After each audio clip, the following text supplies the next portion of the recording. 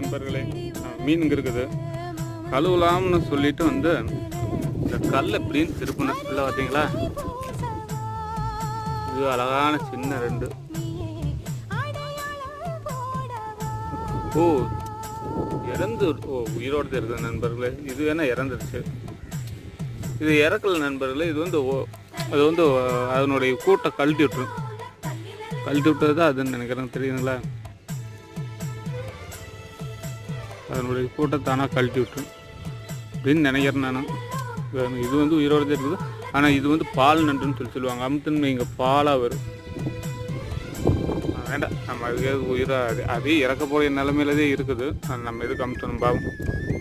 இது ஆனால் ஆற்றுல தண்ணி வற்றும் போல் பார்த்தீங்கன்னா நண்பர்கள் எத்தனை நன்று இருக்கும் தெரியுங்களா?